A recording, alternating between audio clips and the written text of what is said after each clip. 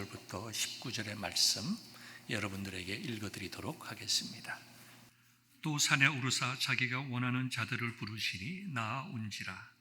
이에 12를 세우셨으니 이는 자기와 함께 있게 하시고 또 보내사 전도도 하며 귀신을 내쫓는 권능도 가지게 하려 하심이로라. 이 12를 세우셨으니 시몬에게는 베드로란 이름을 더하셨고 또 세베대의 아들 야고보와 야고보의 형제 요한이니 이 둘에게는 보아너게 곧 우레의 아들이란 이름을 더하셨으며 또 안드레와 빌립과 바돌로메와 마테와 도마와 알페오의 아들 야고보와 및 다데오와 가나나인 시몬이며 또 가룟 유다니 이는 예수를 판 자더라. 하나님의 말씀입니다. 무더운 날씨가 계속됩니다. 여러분들의 가정 속에 또 여러분들의 삶 속에 우리 하나님께서 주시는 위로와 은혜가 충만하기를 간절히 소망합니다. 시편 68편 19절의 말씀을 여러분들에게 전하면서 하나님 말씀 나누겠습니다. 날마다 우리 짐을 지시는 주 곧 우리의 구원이신 하나님을 찬송하리로다. 우리 예수님께서도 마태복음 11장 28절에서 수고하고 무거운 짐진 자들아 다 내게로 오라. 내가 너희를 쉬게 하리라 말씀하셨습니다. 미국 분들의 가정이나 이렇게 또 그 건물에 가보면 좋은 글들을 크게 이렇게 벽에 붙여놓은 곳이 많이 있습니다. 우리 교회도 기회가 되면 영어와 한글로 날마다 우리의 짐을 지시는 주 곧 우리의 구원이신 하나님을 찬송하리로다. 모든 성도들이 이 하나님의 전에 나올 때마다 이 말씀을 눈으로 보고 마음으로 묵상하면서 하나님을 찬송하는 그러한 기쁨이 있었으면 좋겠습니다. 오늘 예배드리는 여러분의 마음속에도 동일한 은혜와 위로가 있기를 바랍니다. 시편 146편 5절에도 이렇게 기록되어 있습니다. 야곱의 하나님을 자기의 도움으로 삼으며 여호와 자기 하나님에게 자기의 소망을 두는 자는 복이 있도다. 우리가 오늘도 말씀을 나눌 때에 우리의 소망이 하나님에게 있다. 진리의 말씀이 선포될 때에 오늘을 살아가는 나에게 주시는 하나님의 말씀으로 듣고 그 말씀에 소망을 둘 때에 성령께서 그 말씀을 통하여 여러분들을 치유하시고 새로운 힘과 용기를 주실 줄 믿습니다. 이와 같은 은혜가 오늘 말씀 나눔을 통하여 충만하기를 간절히 소망합니다. 우리가 예수님의 사역을 말할 때에 예수님의 공생애는 언제부터 시작되는가? 세례 요한으로부터 세례를 받음으로 예수님의 3년 공생애가 시작됩니다. 우리는 지금 구속사적인 강해 설교를 나누고 있는데요. 큰 두 번째 주제인 중보자 예수 그리스도에 관하여 말씀을 나누고 있습니다. 예수님께서 어떻게 우리를 구속하시는 데에 그 중요한 역할을 감당하셨는가? 그래서 복음서를 중심으로 해서 이렇게 시간적으로 예수님께서 하신 중요한 사건들을 통하여 어떻게 그 예수님께서 하신 말씀과 사건들이 이 구속사적인 관점으로부터 볼 때에 우리에게 굉장히 중요한 의미를 주는가? 거기에 대해서 우리가 지금 7번째 시간을 가지고 있죠. 예수님께서 세례 요한으로부터 세례를 받으셨습니다. 그 당시에 베푼 세례 요한의 세례는 죄 사함의 세례였습니다. 회개하는 자에게 주시는 죄 사함의 세례. 그렇기 때문에 예수님께서는 세례를 받으실 필요가 없으셨습니다. 그럼에도 불구하고 하나님이신 예수님께서 사람에게 세례를 받으셨다. 이거는 굉장히 중요한 복음적인 의미를 우리에게 주고 있습니다. 예수님께서 세례를 받으실 때에 하늘의 문이 열리고 성령께서 비둘기처럼 예수님 머리 위에 임하시고 하늘에서 음성이 들려 가로되 이는 내 사랑하는 자요 내 기뻐하는 자라는 말씀이 선포가 되었습니다. 예수님께서 세례를 받으시는 그 현장 속에 성부와 성자와 성령께서 함께 하시고 예수 그리스도를 통하여 구원의 사역을 이끌어 나가시는 참된 회개를 위한 희생양이 되심으로 예수님께서 우리의 구원을 위한 사역이 시작됨을 선포하셨습니다.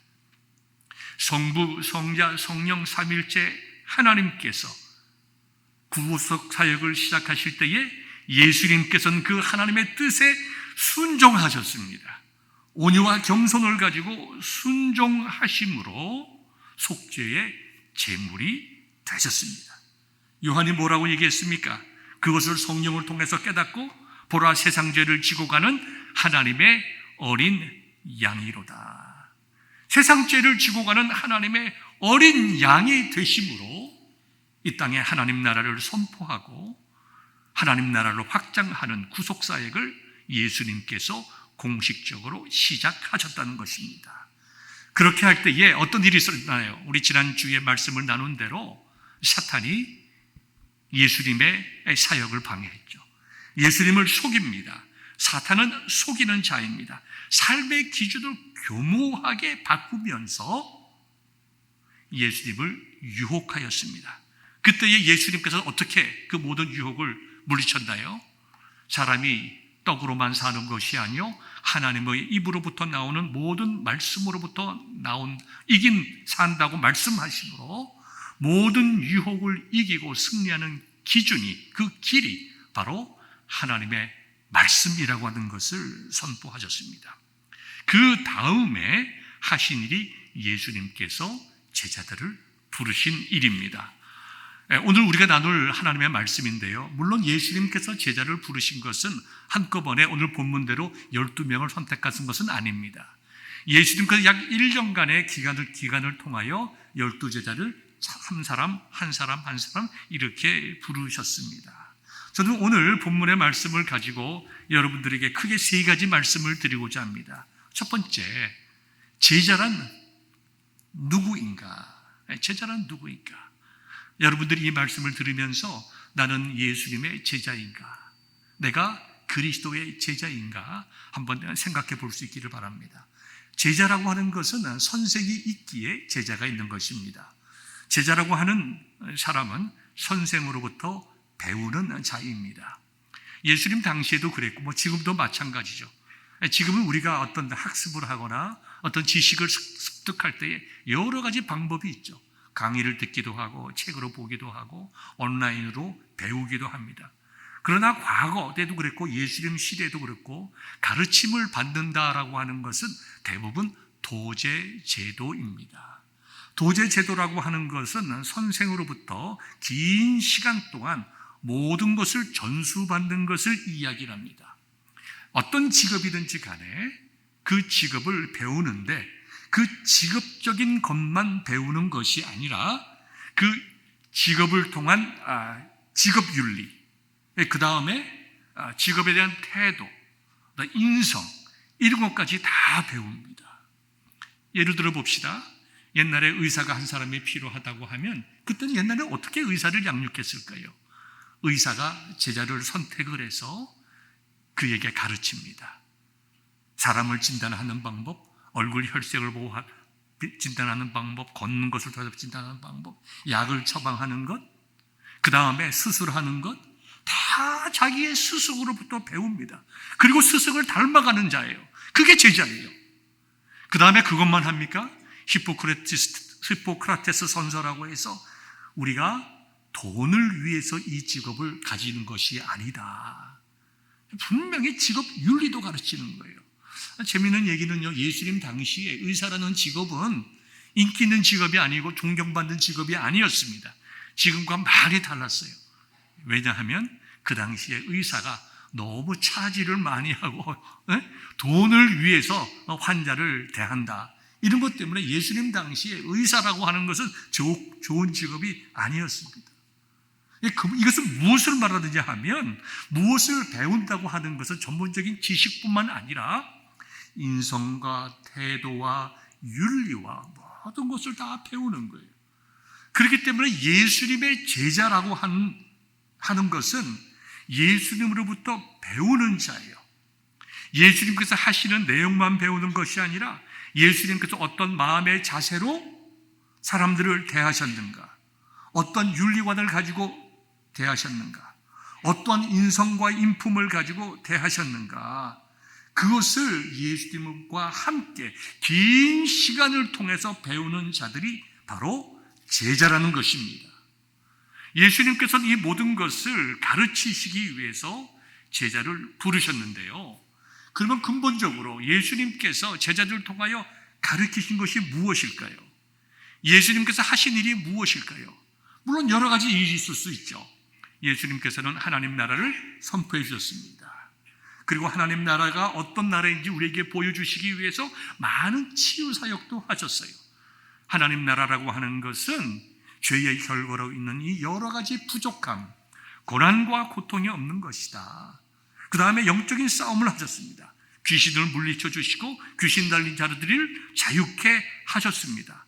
이 모든 것을 통하여 하나님의 나라가 무엇인가, 그리고 어떻게 하나님의 나라에 들어갈 수 있는가에 대해서 예수님께서 많은 사람들에게 가르치시고 특별히 제자들을 불러서 하나님 나라가 무엇인지 가르쳐 주셨다는 것입니다. 그래서 예수님의 제자들은 예수님을 통해서 무엇을 배웠어야 했을까요? 하나님의 나라가 무엇인가? 예수님께서 하신 대로 어떻게 우리가 하나님의 나라를 이 땅에 확장할 수 있을 것인가? 예수님께서 제자들의 발을 씻기시면서, 그죠? 물론 이 사건 있은 것은 예수님께서 발을 씻기기 그 전의 일이지만 우리가 전체적인 예수님의 가르침을 볼 때에 겸손하고 온유해서 정말 종의 모습으로 제자들의 발을 씻는 것과 같은 그런 예수님의 성품과 인성과 인격과 영성을 배워서 그대로 닮아가기 위해서 자신을 드리는 자가 바로 예수님의 제자라는 것입니다. 여러분은 예수님의 제자이십니까? 아니면 예수님을 구경하기 위해서 예수님 앞에 나온 분입니까? 예수님께서 말씀을 전할 때에 굉장히 많은 사람들이 따라다녔습니다. 예수님께서 보리떡 5개와 물고기 2마리로 4,000명을 먹이시고 5,000명을 먹이셨습니다. 수많은 사람들을 먹이셨을 때에 그 예수님께서 배고프심을 보고 시장하실 것을 생각하고 자기 것을 드린 어린 아이도 있었을 뿐만 아니라 동시에 예수님을 잡아다가 자기들의 왕을 세우기 위한 사람들도 있었습니다. 예수님을 잡아다가 자기의 왕으로 삼으면 예수님을 잡아 왕으로 세운 그들은 누구입니까? 상왕입니다. 예수님 위에 서서 예수님을 이용하여 자기들의 유익을 얻고자 하는 사람이었습니다. 그런 자들이 많았어요. 예수님은 그들을 향하여 제자라고 말씀하지 않았습니다. 예수님은 그들에게 동일한 하나님의 복음의 말씀을 전하셨지만 그 모든 사람들을 다 부르지 아니하시고 1년 동안 12명만 선택하여 부르셨습니다. 그리고 그들을 향하여 제자라고 말씀을 하셨습니다. 예수님께서는 사람을 차별하신 것이 아닙니다. 예수님께서는 그들에게 제자가 되는 길도 말씀해 주심으로 예수님의 제자가 되는 일은 쉬운 일이 아니라는 것을 말씀하셨습니다. 그리고 그 12명을 선택하시고 가르치시고 그들을 파송하심으로 오늘을 살아가는 우리들도 하나님께서, 우리 주님께서 나를 선택하셔서 하나님의 말씀으로 가르치시고 나를 12 사도와 같이 예수 그리스도의 하나님 나라의 복음을 선포할 수 있도록 파송하신다고 하는 것을 우리로 하여금 깨달아 알 수 있도록 2000년 전에 12명을 샘플링 하셔서 가르치시고 그들을 파송하셨던 것입니다. 그렇기 때문에 저와 여러분들 오늘 말씀을 들으면서 우리가 교회에 나와서 교회에 등록을 하고 교회의 직분자가 되는 것도 매우 중요하고 귀한 일이고 함께 예배드리는 일도 매우 귀하고 아름다운 일이지만 그것으로 만족할 것이 아니라 예수님께서 나를 부르신 목적을 깨닫고 내가 예수님의 제자의 삶을 살아가야 되겠다. 여기에 대한 깨달음이, 여기에 대한 결단이 오늘 말씀을 듣는, 말씀을 선포하는 저와 여러분에게 있기를 주님의 이름으로 축원합니다. 여러분들은 오병이어의 그 모습과 같이 예수님께서 주신 그 보리떡 5개와 물고기 2마리로 배불림으로 만족하시겠습니까? 그것이 여러분들을 지금 이 자리에 불러 모으신 하나님의 뜻이라고 생각합니까? 여러분들이 예배드림으로 마음의 위로도 받고 또 기쁨도 누리고 성도들과의 교제도 하고 깨달음도 받고 그 다음에 때로는 우리의 죄를 회개하는 그 모든 그것으로만 만족하시겠습니까? 그것은 하나님께서 저와 여러분들을 부르신 그 이유에 완전한 이유가 되지 못합니다.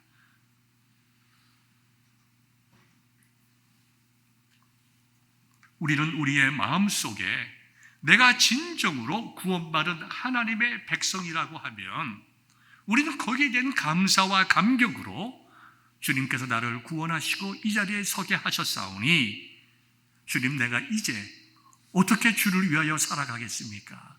바로 그러한 마음이 감사로부터 시작된 헌신이 제자의 삶의 첫걸음이 되는 것입니다. 로베르토 고이주에타라는 분이 계십니다. 코카콜라의 그 브랜드 가치를 굉장히 올리신 분인데요. 그분은 이런 말을 했습니다. 코카콜라 runs through my vein. 내 혈관에는 피가 흐르는 것이 아니라 코카콜라가 흐르고 있다. 그 정도로 코카콜라의 열심인 그런 분이었습니다. 물론 이 말을 정확하게 누가 했는지에 대해서 많은 이야기가 있고 여러 사람들이 동일한 내용을 사용을 했습니다. 여러분들이 잘 아는 워런 버핏 같은 세계적인 부자요 투자자도 동일한 이 말을 사용했습니다.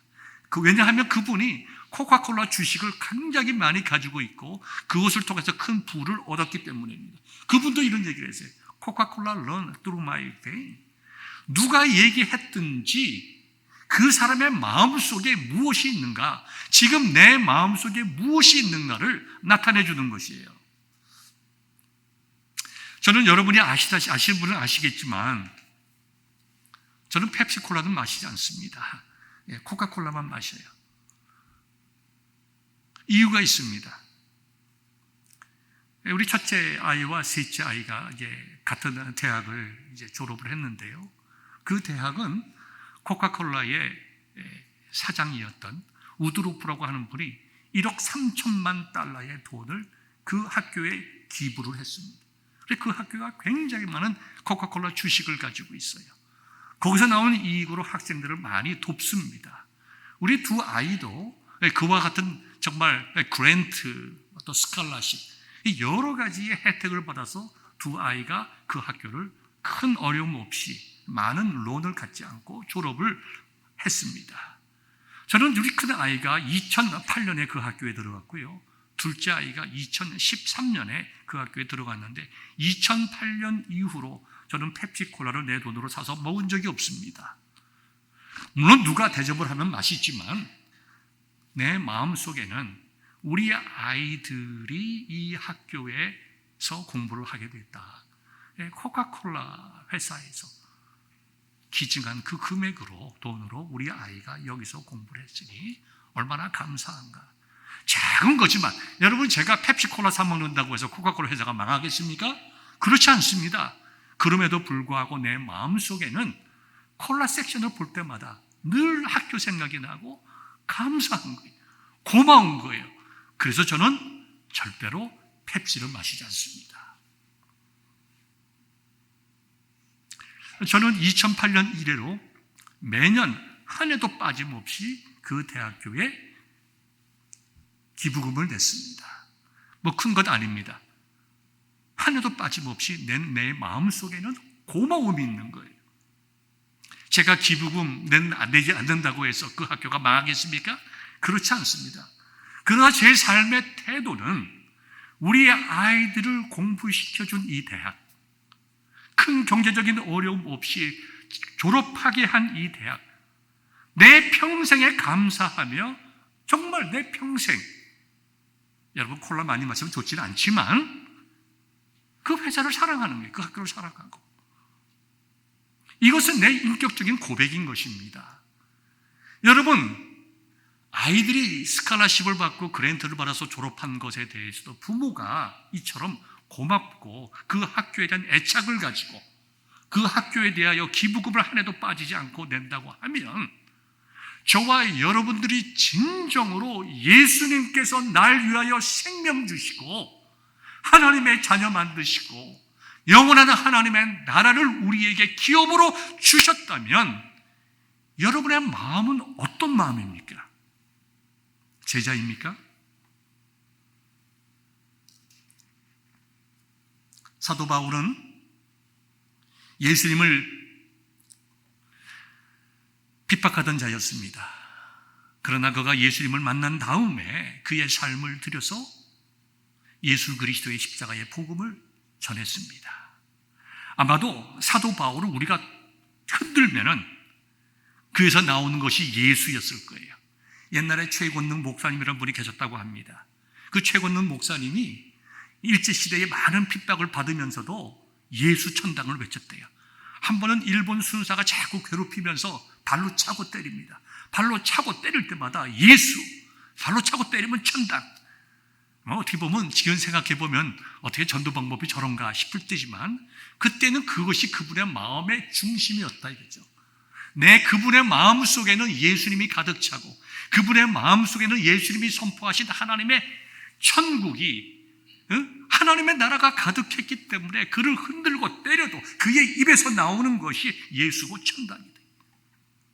여러분, 우리가 무슨 말을 하든지 그것은 우리의 인격이고 우리의 신앙 고백입니다. 그런데 그 최권능 목사님을 때린 경찰이, 일본 순사가 집에 와서 잠을 자는데 잠이 안 오더래요.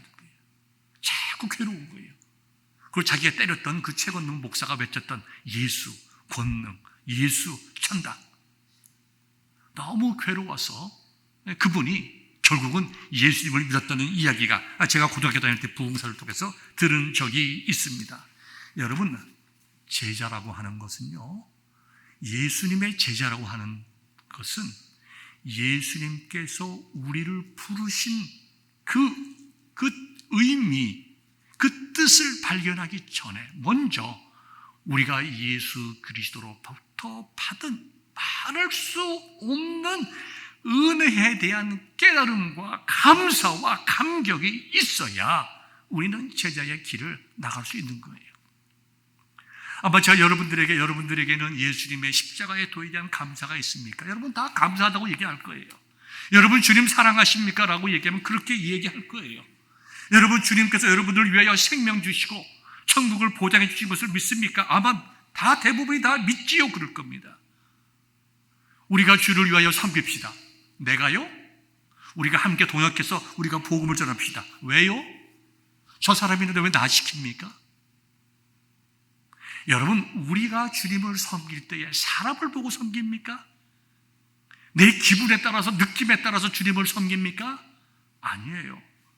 내 속에 계신 생명 주신 예수 그리스도의 십자가의 보혈이, 코카콜라가 우리의 혈관을 흐르는 것이 아니라 예수 그리스도의 보혈이 우리의 혈관 속을 흐르고 있기 때문에 우리가 제자의 길을 가는 거예요. 제자란 단순하게 예수님을 따르는 것만 얘기하는 것 아닙니다. 제자란 예수님의 삶을 따라가는 것만 얘기하는 것 아닙니다.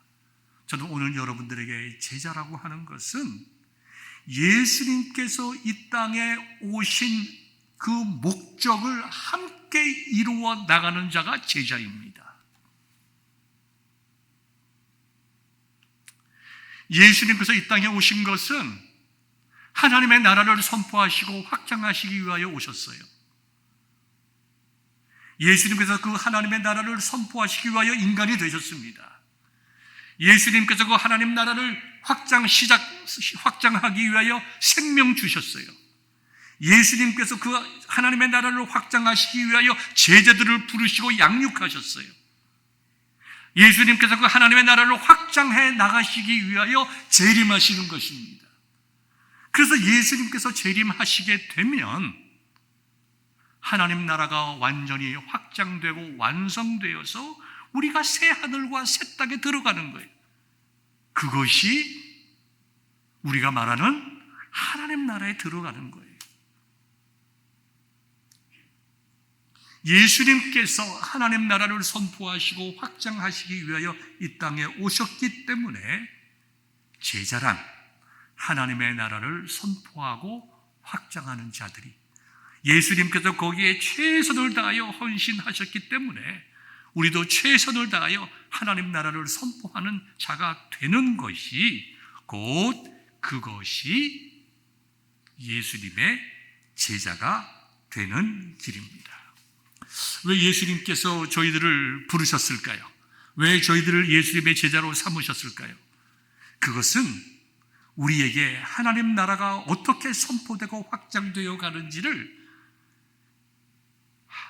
동역함으로 알고 그 놀라운 기쁨과 은혜와 능력을 체험하기 위하여 우리를 부르신 것입니다. 예수님께서 우리가 아니면 하나님 나라를 선포하시지 못하셨을까요? 우리가 아니면 하나님 나라가 선포되지 않습니까? 그렇지 않습니다. 예수님께서는 저와 여러분들에게 하나님 나라를 선포하고 확장하는 그 놀라운 일에 동참할 수 있도록 우리에게 은혜와 특권의 복을 주셨다는 거예요. 제자의 길은 어렵고 힘든 길이지만 은혜의 길입니다. 제자의 길이라고 하는 것은 우리가 이 땅의 것을 바라보는 것이 아니라 하나님의 나라를 바라보며 살아가는 길이기에 영원한 것을 소망하는 것이에요. 아르헨티나 부에노스아이레스에서 목회를 하셨던 후안 카롤로스 오티즈 목사님이 계십니다. 그분은 이제 디사이플, 우리 한국말로는 제자입니까? 이와 같은 유명한 책을 쓰셨습니다. 그분은 이런 말을 하셨어요. 성령께서 내 마음을 흔들기 시작하셨다. 성령님께서 그 목사님에게 이렇게 말씀하셨다는 거예요. 너는 코카콜라 회사가 코카콜라를 파는 것과 같이 리더스 다이제스트 잡지사가 그 책을 파는 것과 같은 방법으로 너는 복음을 전하고 목회를 하고 있지 않느냐. 너는 세상에서 배운 방법과 술수를 통해서 목회하고 있지 않느냐. 도대체 내가 하는 목회 속에 하나님의 손길을 느낄 수가 있느냐.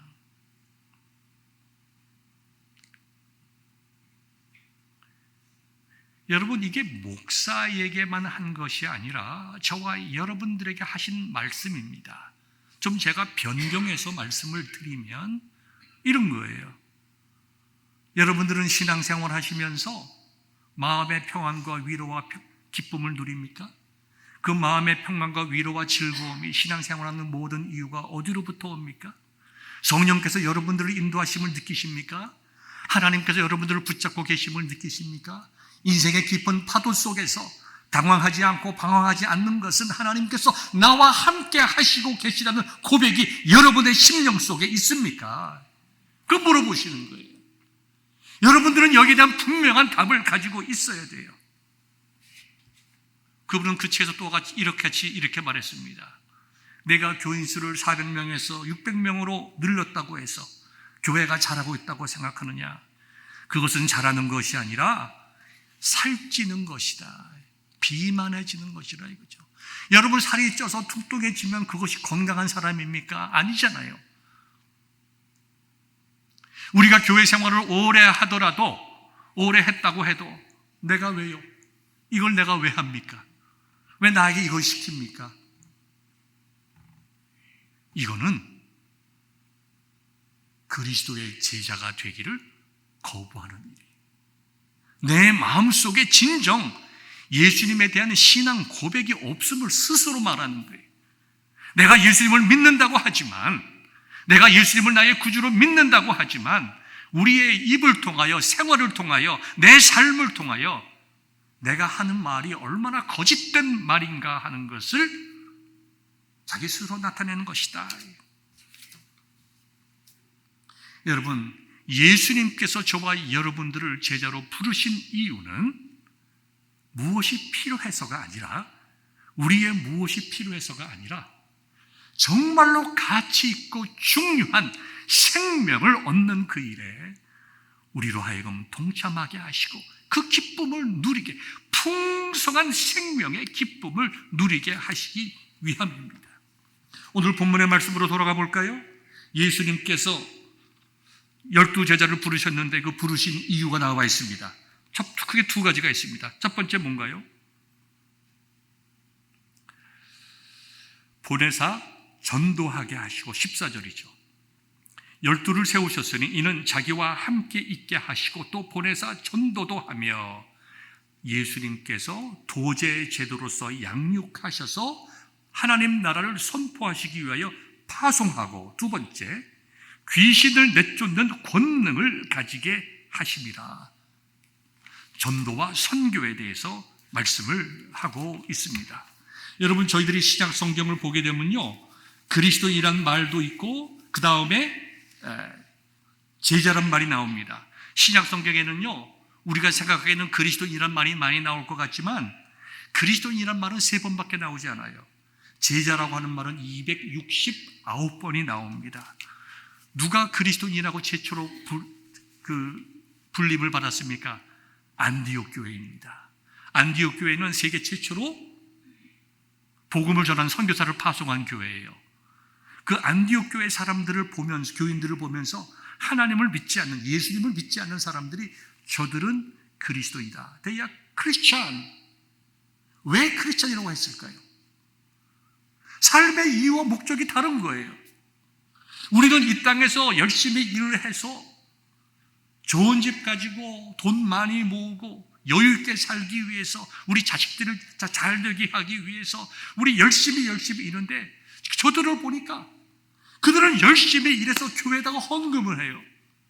그것도 그들의 교회를 위한 것이 아니라 한 번도 보지도 못하고 알지도 못하는 사람들에게 그들이 믿는 것을 전하기 위해서 사람을 세워서 보내는 그 일에 경비를 써요. 정신 나간 일이죠. 하나님을 모르는 자, 복음의 의미를 모르는 자에게는 이상한 말이에요.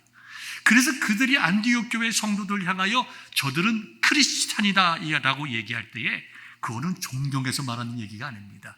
비냥거리고 낮추어보고 이상한 사람들이라는 것이죠. 부정적인 의미예요. 이처럼 그리스도인이 된다고 하는 것은 세상적으로 볼 때는 이상한 사람들이에요. 세상적으로 볼 때는 부정적인 사람들이에요. 왜 저들은 그 많은 시간을 들여서 교회 나가서 섬기나?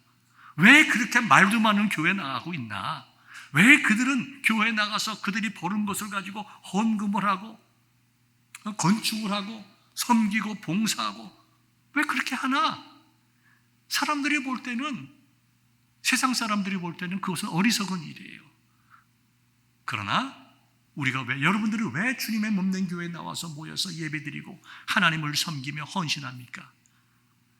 이 세상의 것이 영원한 것이 아니라 하나님의 나라가 영원하고 하나님께서 우리를 부르시고 우리를 파송하시는 제자로 삼으시기를 원하심으로 저와 여러분들이 제자의 삶을 살아가기 위함입니다.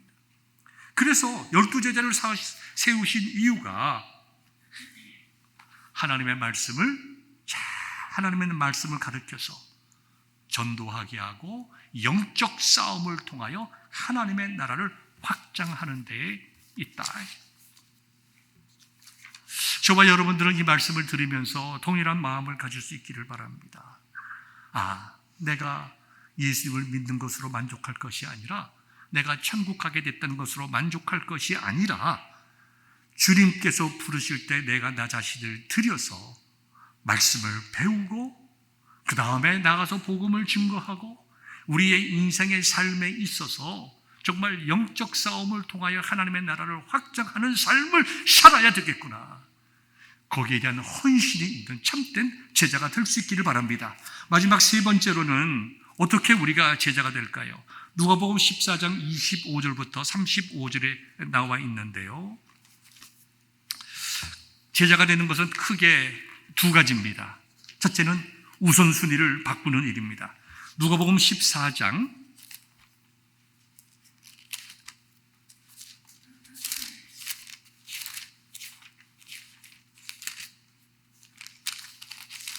25절을 보면요,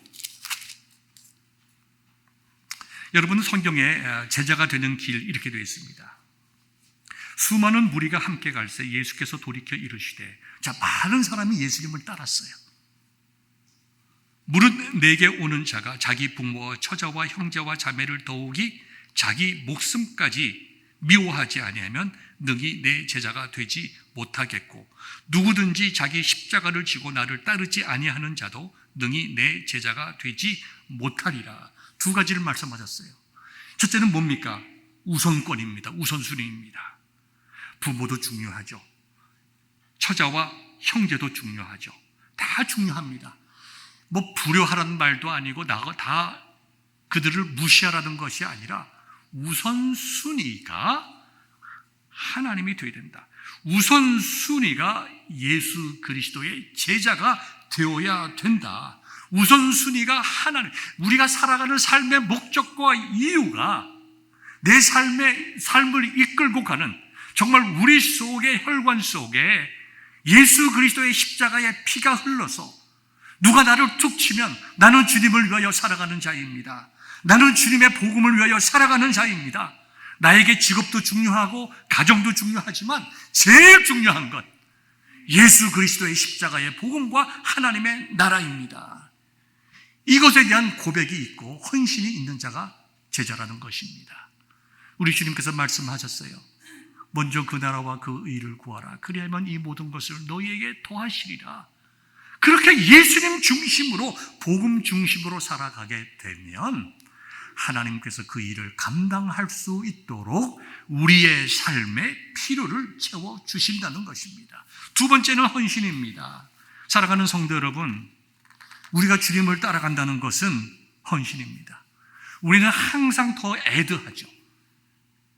조그만 1000스퀘어피트 아파트에서, 1500스퀘어피트 스몰 하우스에서, 2300스퀘어피트 집에서, 작은 차에서, 큰 차에서. 언젠가 김동원 목사님이 이런 얘기를 하는 것을 제가 들었는데요. 인생 살고 보니까 화장실 개수 늘리는 거더라. 우리가 옛날에는 다 화장실 밖에 있었잖아요. 우리 변소라고 그랬죠. 추울 때는 동생하고 막 같이 가고 붙어서 용변 배우고 그러지 않았습니까? 그게 어느 날 살기 좋아지니까 집 안으로 들어왔습니다. 미국에 사니까 화장실이 하나가 되고 두 개가 되고 투앤해. 어떤 집은 화장실이 뭐 서너 개 있는 집도 있습니다. 저는 이 김동원 목사님의 말씀이 참 의미가 있다고 생각해요. 저는 이렇게 표현하고 싶어요. 그래서 어찌 되는 거냐? 화장실 서너 개 있으면 조금 편리하겠지만 그것이 우리 인생의 목표냐? 내가 조금 멋있는 차 타면 어깨가 으쓱하고 편하겠지만 그것이 내가 내 인생을 다 집어넣어야 될 가치 있는 일이냐?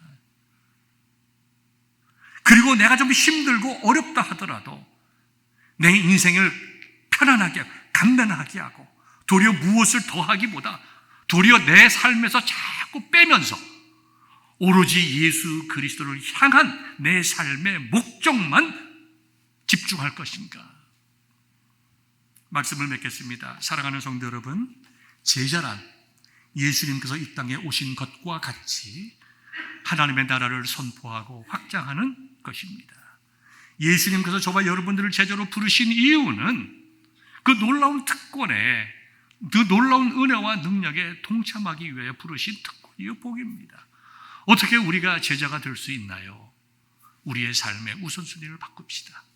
그리고 때로는 우리의 지고 가는 짐이 좀 힘들다고 하더라도 우리가 믿음으로 감당하게 될 때에 마치 하나님 예수님께서 우리에게 주신 그 위대한 그 명령과 같이 내가 세상 끝날까지 너희와 함께 하리라. 우리가 그 하나님께서 주님과 동행하는 마음, 그것을 우리 인생이 느끼고 우리 자녀들에게 보여줄 때에 그때 우리는 진정한 제자의 삶을 살아간 성도들이 될 것입니다. 이와 같은 제자됨이 오늘을 살아가는 저와 여러분들에게 있기를 주님의 이름으로 축원합니다.